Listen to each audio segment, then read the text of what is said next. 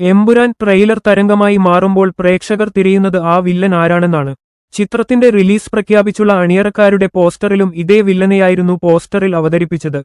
അതും മുഖം മറച്ച്. ചുവന്ന ചൈനീസ് ഡ്രാഗണിന്റെ ചിത്രമുള്ള വെളുത്ത വസ്ത്രമണിഞ്ഞു നിൽക്കുന്ന വ്യക്തി ആരാണ് എന്നായി ചർച്ച. ഇപ്പോൾ ട്രെയിലർ ഇറങ്ങുമ്പോഴും ആ കഥാപാത്രത്തിന്റെ മുഖം മാത്രം കാണിക്കുന്നില്ല.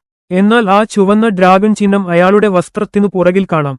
സിനിമയിലെ പ്രധാന വില്ലൻ ഈ കഥാപാത്രമാണെന്നാണ് റിപ്പോർട്ടുകൾ സൂചിപ്പിക്കുന്നത്.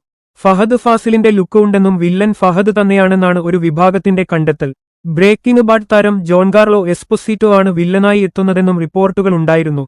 രാജ്യാന്തര തലത്തിൽ വലിയ ബന്ധങ്ങളുള്ള അബ്രാം ഖുറേഷിയോടു ഏറ്റുമുട്ടാൻ എത്തുന്നത് എന്തായാലും മറ്റൊരു രാജ്യാന്തര ഗ്യാങ് ആകുമല്ലോ എന്നാണ് ആരാധകരുടെ കണക്കുകൂട്ടൽ. അതുകൊണ്ടുതന്നെ ഹോളിവുഡ്, കൊറിയൻ താരങ്ങളാകാം ഈ കഥാപാത്രം. ആരായാലും തിയേറ്റർ ഇളക്കിമറിക്കാൻ പോകുന്ന താരമാകും ഇതെന്ന് ഉറപ്പ്. അതേസമയം ഈ വില്ലൻ കഥാപാത്രം അതിഥിവേഷത്തിൽ മാത്രമാണ് ചിത്രത്തിലുള്ളതെന്നും മൂന്നാം ഭാഗത്തിലാകും ഖുറേഷിയും ഈ കഥാപാത്രവും നേർക്കുനേർ ഏറ്റുമുട്ടുകയെന്നും സൂചനയുണ്ട്.